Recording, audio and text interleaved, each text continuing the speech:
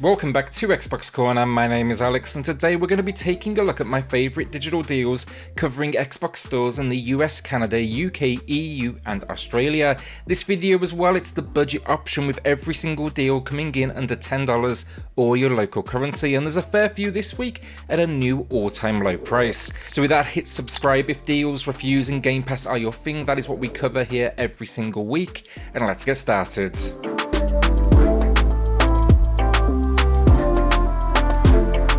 So the first two titles of the video, they are gold exclusive. Everything else then, you do not need to be a member. But first up, we've got A Plague Tale: Innocence. It drops sub $10 for the first ever time. It's rocking 75% off, and this is a quality game.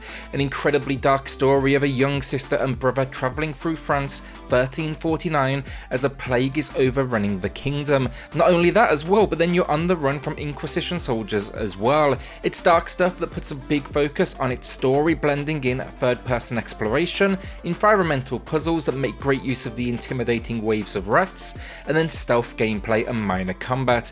It looks stunning visually as well, includes a free Series X upgrade, which is always a good thing, and at this price it's just a steal for adventure fans. While I'm on adventure then, Close to the Sun is next. Now this is a game I initially wanted to play on the Switch. Sadly though, that port, it was lackluster, so I headed here instead, and really happy I did.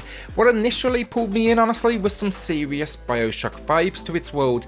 It's a first person horror exploration experience and I wouldn't say the gameplay here is anything like the mentioned Bioshock, just that water world, but yeah, there's a ton of mystery that kept me engrossed. It gets the horror just right as well. It doesn't just rely on, simple jump scares, it's all about the tension, and 60% off, that is a great price matching the low. Again though, the last one of the video, but a gold exclusive deal.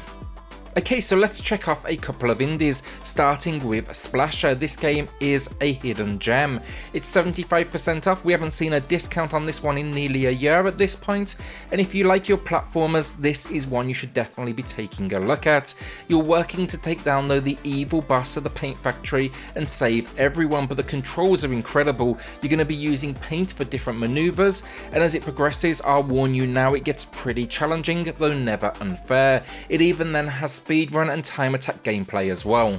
Forgotton Anne then is another gem of an indie. I love this one because of the Ghibli vibes honestly, but it's a cinematic adventure experience. It's not challenging at all in any way, but it is unique and stunning to look at. The story, you're in a world where everything that is forgotten goes and comes to life. Think that old sock under the bed now kind of walks and talks. You'll be the title Anne though, and you're out to get home by stopping a rebellion. Minor puzzle moments throughout, and it's good stuff if you want something that's going to be a little more chill. It's also a decent 60% off as well. God's War 4 then is a recent release, and for only the second time ever, we are seeing it sub $10 with 60% off. A roguelike with a Celtic theme, you'll be controlling what is a band of 8 warriors, and now you need to take down some seriously menacing gods in what is an isometric style. I enjoyed the game for the most part. It's for sure not easy given the genre, but yeah, you're choosing your warrior to send to war, and I thought that was really unique. The combat is really good as well. The only thing I did not like, if all of your warriors died onto that next kind of band of 8, the weapons they are assigned though, they are randomly generated, so it didn't always feel even, and then some setups they are definitely better than others. I wish we could equip them ourselves to our own playstyle. Otherwise though, it's good stuff as I said, and well worth a look. Alright, so Neon Chrome next up. This comes from a small studio called 10 Tons, and I'm a big fan of their work. They basically specialise in twin-stick shooters at this point, and this is one of the better attempts from them in my eyes. It's definitely not a smart game honestly, but if visceral gunplay and Neon are your thing, cyberpunk, I think it's going to be worth checking out a review or two, especially with this 60% off. We haven't seen this price in about 7 or so months. It's a tough game though, just be warned of that. It's got roguelike elements built into it, and it's procedurally generated, but then there's at least a whole lot of customization to uncover and weapons to experiment with. Sci-fi fans then, Relicta may well be worth a look. Fans of Portal as well potentially, as there's for sure elements of that one in here.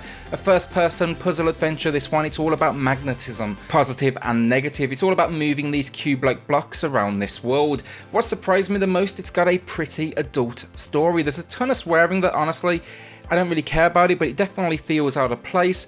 And then there's also some over-the-top voice acting, which probably didn't help, but it at least felt different, which is always a good thing.